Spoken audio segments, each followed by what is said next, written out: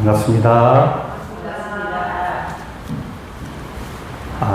마음 공부에서 무주상보시가 나온다. 마음 공부는 왜 하는 것이며 마음을 공부하는 이의 실천은 어떠해야 하는가에 대한 강연을 해보려고 준비를 했습니다. 대산종사 법문집 제3집 제6편 공도 64장의 주제는 보시가 제일 가는 공덕입니다. 대산종사는 부처님의 6바라밀 중 보시가 첫 번째임을 강조하시면서 청주에서 있을 동안 빈대떡 장사를 하여 모은 수억 원의 돈을 장학금으로 이상한 할머니의 일화를 통해 남을 위해 베푸는 삶의 위대함을 설파하셨습니다. 여기에서 무주상보시라는 용어가 나오는데 집착 없이 베푸는 보시를 이름입니다. 무상보시가 내가 베푸는 상, 즉 너 베푸는 행위에 대한 대가나 보상 심리 없이 순수하게 행하는 보시라고 한다면 무주상보시는 금강경의 핵심 가르침으로 베풀었다는 생각 자체에도 머물지 않는, 즉 집착 없는 보시를 이른다고 하셨습니다. 무상보시가 칭찬을 받는다거나 내가 이만큼 주었다는 공치사나 생색을 내지 않고 베푸는 실천적 자비심에 초점을 맞추었다면 무주상보시는 주는 자도 받는 자도 주는 물건도 모두 공하기 때문에 실체가 없음을 통찰하는 지혜를 말합니다. 그래서 누군가에게 베풀었다는 그 기억조차도 남기지 않는 완전한 깨달음의 경지를 말씀하십니다. 여기에서 보시, 즉 베푼다, 또는 나눈다, 기부한다 여러 가지 용어로 쓰이는데 이 말은 참으로 남을 위하겠다라는 말입니다. 마음의 의심을 버리고 평화로운 마음으로 보시를 하는 것이죠. 그런데 아직 공부가 부족한 저는 이 베풀고 나선 순간에도 어떨 때는 마음의 의심이 들기도 합니다. 내가 지금 잘하고 있는 것인가? 내 벌이도 아직 부족한데 뭘 자꾸 기부해달라고 막 요청이 오고 하면 좀 고민이 되거든요. 그리고 주워놓고도 아니 내가 쓰지 않고 새것 줬으면 좋을 텐데 내가 지금 안 쓰고 있으니까 이거 기부해볼까 하는 그런 마음이 나타나기도 하면 괜한 짓을 한다 하는 마음이 들기도 하는 것이죠. 그런데 생각해보면 베풀고 나면 그것은 이미 나와의 인연이 아니기 때문에 인연 따라 간 것이라 굳게 믿어 의심치 말아야 합니다. 준 것도 아니죠. 그저 가야 할 곳에 필요로 하는 곳에 인연 따라 그냥 간 것이지 준 것도 아니라는 말씀입니다. 그런 의심 없는 평화로운 마음이라야 한다는 것이 보시의 참 마음입니다. 제가 주목한 것이 바로 이 평화로운 마음입니다. 우리는 언제 보시, 나눔, 기부 이런 거를 할까요? 혹시 오늘 화가 너무 나가지고 나 화나 미치겠네 이럴 때는 기부를 해버려야지 이런 분 계신가요? 있어요? 없어요? 네.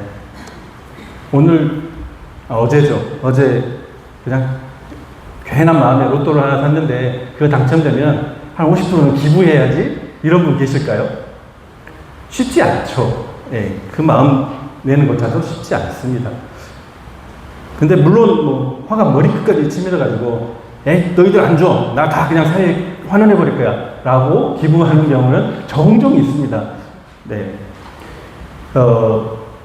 사자가, 사자 말고요. 사자가 한 사람에게 천국을 가기 전에 사흘간만 집을 대청소해봐라. 라고 했습니다. 사흘이 지났어요. 근데 사흘만 더 자식에게 사랑을 한번 줘봐라. 라고 했습니다. 그리고 또 사흘이 지났더니 남편에게 또 사랑을 다 줘봐라 라고 말했습니다. 그리고 이제 9일이 지났습니다. 열심히 그걸 실천을 했습니다. 그래서 사자가 말합니다. 다 했으니 천국에 가자. 갔을까요? 천국에 따라갔을까요? 나는 그냥 여기 남겠다 라고 말합니다. 집은 깨끗하지, 자식은 효도하지, 남편은 너무 잘해주지. 거기가 천국이었던 거고, 가기 싫었던 겁니다. 9일간 이분이 청소하고 사랑을 주면서 과연 어떤 마음으로 했을까요? 아마 마음이 평화로울 것입니다. 왜? 이것을 하고 나면 천국 가니까 천국을 가겠다는 마음으로 아마 평화로웠을 것입니다. 그래서 평화로운 마음이란 다시 말해 주고 나서 주었다 받았다 하는 분별이 딱 끊어진 고요한 마음을 의미한다 생각합니다. 이 마음을 얻기 위해서 늘 우리는 마음을 공부하는 거 아니겠습니까? 정전교육편 천지보훈의 조목에서 천지의 응용무념한 도를 채받아서 동정과 무념의 도를 양성할 것이며 정신, 육신, 물질로 은혜를 베푼 후에 그 관념과 상을 얻게 할 것이며 라고 말씀하십니다.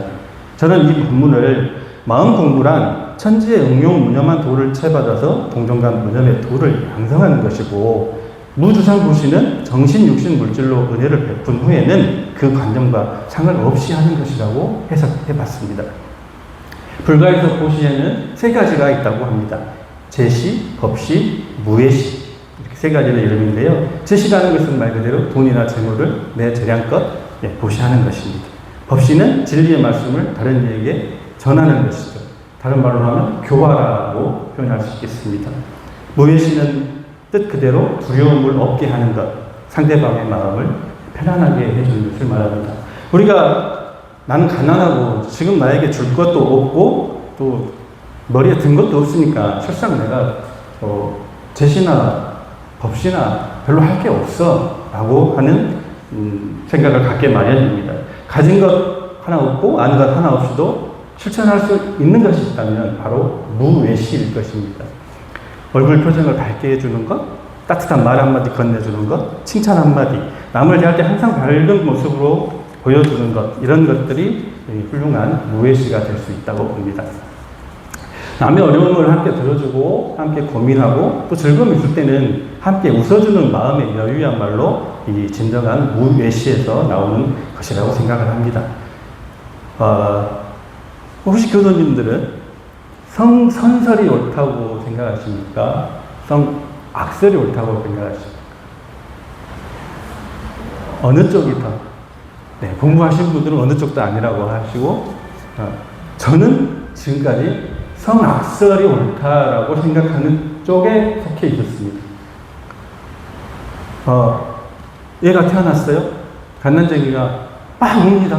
이유를 모르겠어요. 막 울어질게요. 엄마는 배고파서 응답도 하고 젖을 물리기도 하고 별의별 수를 써서 아이를 달래고 양육을 합니다. 그리고 지가 원하는 것이 없고 나면 씩 한번 웃어주고 맙니다.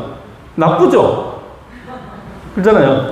얻기 전에는 막 때를 쓰고 보채고 하다가 얻고 나면 세상 평안한 얼굴로 씩 웃어주면 부모는 그걸로 만족을 얻습니다. 그러니까 아이는 기본적으로 악합니다. 네. 그런데 이 부모의 아이를 사랑으로 길러내고 교육으로 비로소 사람을 만들어내는 것이죠. 그래서 악한 종자를 선으로 바꿔내는 힘이 교육에 있다, 교화에 있다. 저는 그렇게 생각하는 쪽이었습니다. 그런데 우리 원불교는 어떻습니까? 제가 말씀하시기를 사람의 성품이 정한즉 선도 없고 악도 없으며 동한즉 능히 선하고 능히 악하니라 라고 말씀하십니다. 사람이 마음이 고요할 때는 선악이 없는 무선무악이지만 상황과 경계를 만나면 마음이 움직일 때 어떤 때는 선하게도 어떨 때는 악하게도 발현될 수 있다라고 설명을 하시죠. 그래서 마음 공부를 잘 하시는 분들은 정할 때에는 무선무악의 자리, 곧 우주와 하나가 된 경지에 머물러 있고 동할 때에는 회복을 자유로 하여 선업을 자유자재로 짓는 것이죠. 그게 부처님의 경지입니다. 근데 우리는 아직 그 경지에 이르지 못했기 때문에 능히 선하고 능히 악하다라고 말씀을 하신 것이죠. 그러면 이 능히 선하고 능히 악한 것이 매번 싸워서 이기는 지위에 오른 거를 법마상전에서 이기는 거를 해서 법강 한마에 올라가는 것을 우리의 목표로 삼고 하고 있지 않습니까? 근데 아직 저는 마가 종종 이기더라고요. 네. 그래서 마음 공부가 아직은 부족하구나 이렇게 생각하고 더 정진하려고 하고 있습니다. 이 선악 죄복의 주체는 네 자신이기 때문에 결코 경계를 원망하지 말고 선악 죄복의 결정권은 본성이 아닌 네 마음가짐에 달려 있으므로 항상 고요한 마음을 유지하도록 주의하려고 노력해야 한다 하는 것이 대종사님의 가르침이신 거죠. 제가 과거에 성등 노인 전문 요양원과 창평교당에서 법회에 출석을 하였습니다. 교당에 출석하는 것도 사실 일주일마다 광주에서 창평으로 가는 법회 참석하는 게 쉽지 않거든요. 근데 또 요양원에서 법회를 또 따로 봅니다. 직원 법회를. 일주일에 직원 법회를 2번씩 봐야 해요. 너무 피곤하고 힘들더라고요. 근데 제가 성덕원에 오기 전에 시민사회단체에서 일을 했었습니다. 그 전에는 제가 좀 학생운동을 세게 했어요. 졸업을 30살에 했습니다. 학교에 오랫동안 남아있었죠. 집에서는 아주 천덕꾸러기였습니다. 어느 날 어머니가 불러다 놓고 양당 간의 결정을 짓자. 네가 공부를 하겠다고 하면 3년간 뒷바라지를 해줄 테니 창평에 가면 유명한 산이 산 밑에 거기 있죠?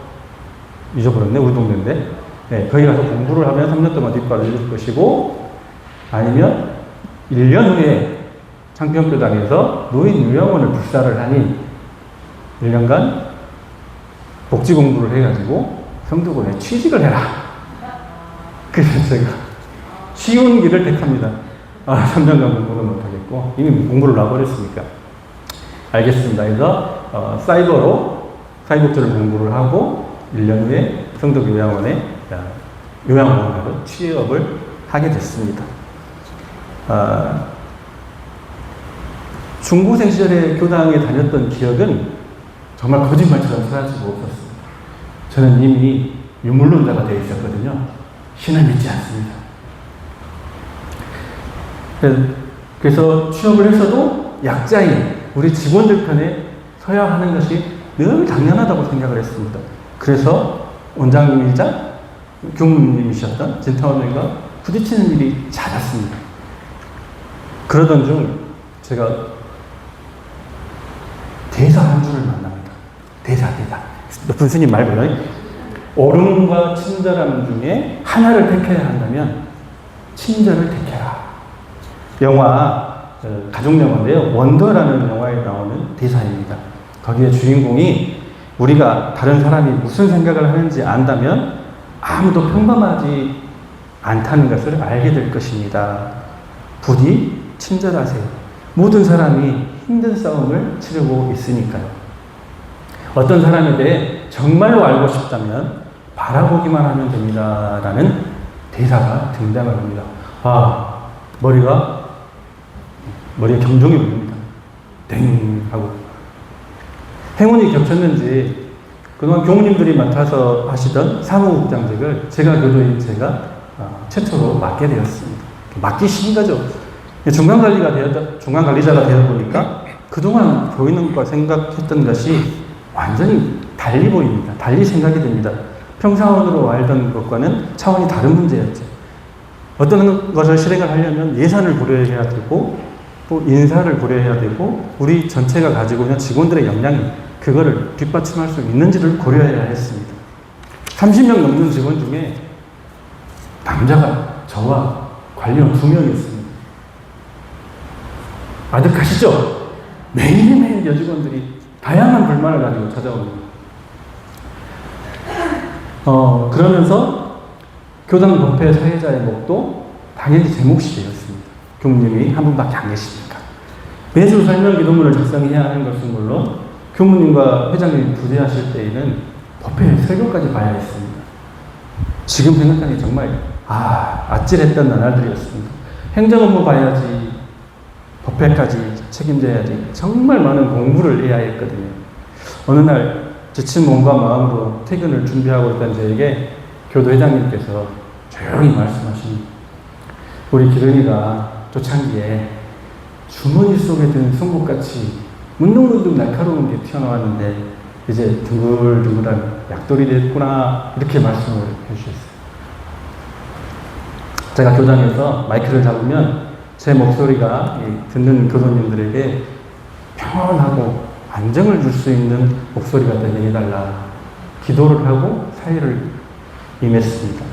얼굴 모습에서부터 포근하고 따뜻한 인상을 주자고 빙글에 웃기만 하자. 누가 무슨 불만을 이야기하든 불평을 말하든 그냥 웃어주자. 이렇게 마음을 먹었죠.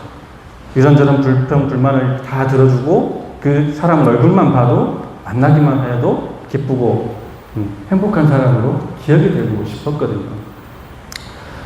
그 회장님께서 그 말씀을 하시는데 비로소 제가 보상받고 있다는 느낌이 들었습니다. 근데 아까 보상을 바라지 말라고 했는데 보상을 바랬으니 무주상부시까지는 못 왔던 거죠. 여전히 무상부시 단계에 머물렀던 것 같습니다. 제가 오늘 드리고자 하는 말씀의 이제 결론인데요. 이 세상에는 우리가 실천해야 될 두 가지 진리의 모습이 있다고 합니다. 수행과 보시라고 하기도 하고 지혜와 복덕이라고도 하고 저는 마음 공부와 복짓기라고도 부른다 합니다. 오늘까지는 그렇게 부르는 것이 보편화되어 있지. 이 두 가지 실천은 온전하고도 진리와 합이라는 다음 생애까지 영원히 이어지는 온전한 가르침입니다. 말이 두 가지지 이것은 그 근원이 한 줄기에서 나옵니다. 마음 공부를 하면 할수록 집착은 놓아지고 내 마음의 여유, 평화가 찾아오고 삶을 객관적으로 관찰할 수 있는, 그래서 베푸는 것이 자연스러워지는 경지에 이를 수 있습니다.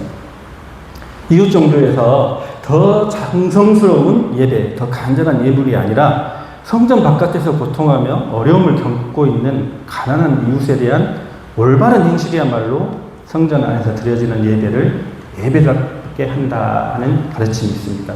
이사야 1장 17절 말씀이라고 하는데 저는 그 경구를 보면서 지금 그 종교가 하고 있는 주 예수를 믿으라. 그러면 너와 너의 가정이 구원을 받을 것이다 하는 말에 대해서 생각을 하게 됐습니다.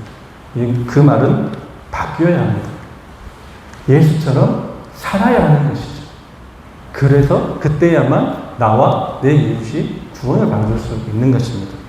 마음 공부와 복짓기 이 두 가지를 온전히 깨달으시고 어쩌면 그 자체가 되시고 그대로 실천하시는 분이 부처님이십니다. 참된 마음 공부는 부처가 되는 것이 아니라 다만 매 순간 부처로 사는 것이어야 한다는 말씀으로 제 말씀을 마치겠습니다. 감사합니다.